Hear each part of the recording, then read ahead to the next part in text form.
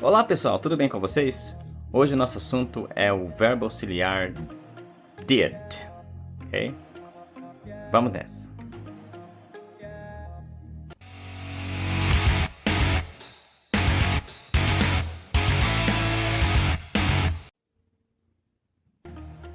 Para falarmos sobre o did, é interessante que você retome e se lembre o que vem a ser um verbo auxiliar em inglês, ok? Porque em inglês há duas situações em que eu preciso utilizar um verbo auxiliar. A primeira é na interrogativa e a segunda situação é na negativa. Então, toda vez que eu precisar dizer não em inglês, eu preciso usar um verbo auxiliar para fazer isso, tá? Caso você não se lembre desse detalhe, aqui em cima eu vou deixar um card tratando do verbo auxiliar. Eu explico alguns princípios básicos e a gente fala de uso do verbo auxiliar no presente, certo? Hoje a gente vai tratar desse assunto que se refere ao verbo auxiliar no passado, tá? Vamos lá então. O verbo auxiliar do passado é o did, ok? O did, na verdade, é o passado do do. Então, no presente a gente usa o verbo to do e no passado a gente usa o did, que é justamente o passado do do, tendo em vista então que o do, to do, é um verbo irregular. Caso você não lembre dessa parte, não sabe o que vem a ser um verbo irregular, vou deixar outro card aqui para você se inteirar desse assunto, certo? Então vamos lá. Primeira informação. Em inglês, quando a gente está falando do passado, você só vai usar o verbo no passado na forma afirmativa. Na interrogativa e na negativa, o verbo não fica no passado, ok? Então vamos falar primeiro da forma interrogativa. Assim como acontece no presente, para você colocar o verbo auxiliar na forma interrogativa, ele aparece antes do sujeito, certo? Então vejamos uma frase afirmativa. She lived in China. She lived in China. Ela morou na China. Se eu quiser perguntar isso, eu vou colocar o auxiliar antes do sujeito e o verbo principal da frase, que no caso é o to live, ele não fica mais no passado. Então veja como é que fica. Did she live in France? Sorry, China. Did she live in China? Did she live in China?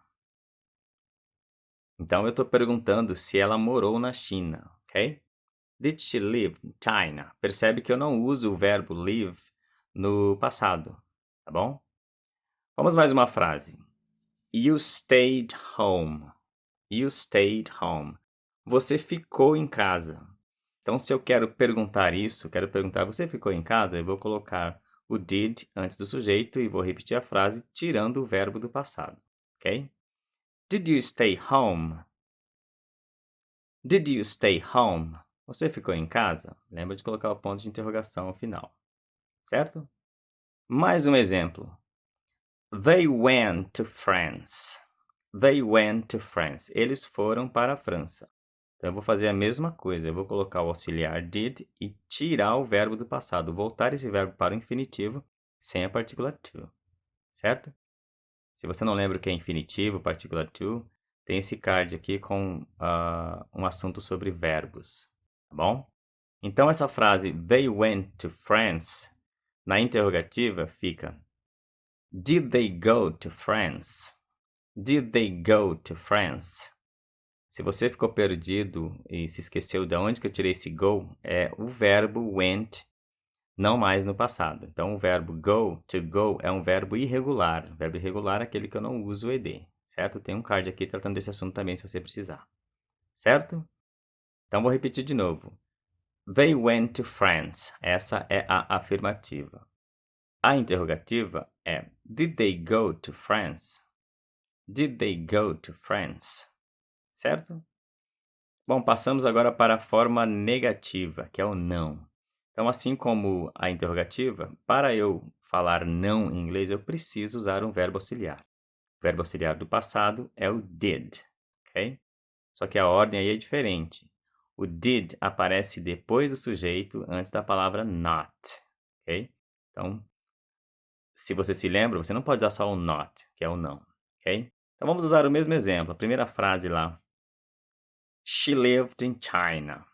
She lived in China. Se você quiser negar essa frase, dizer que ela não morou na China, você vai escrever ou dizer She did not live in China. Perceba que o verbo, novamente, não aparece no passado, tá? Na forma negativa.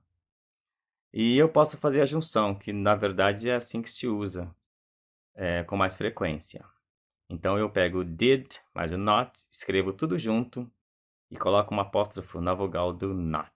Fica didn't. Didn't. Então vamos repetir essa frase com forma reduzida, contracta. She didn't live in China. She didn't live in China. Ok? Outro exemplo. You stayed home. Você ficou em casa. Então, se eu quero negar isso, escrever que você não ficou, eu vou escrever You didn't stay home.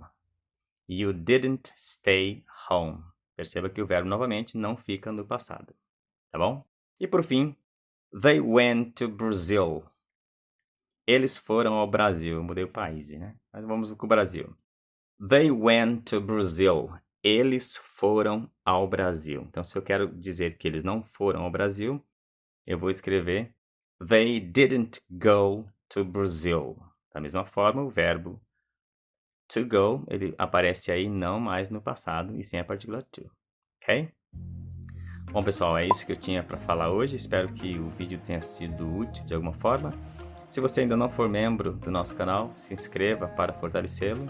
E obrigado por assistir e até a próxima. Bye, bye!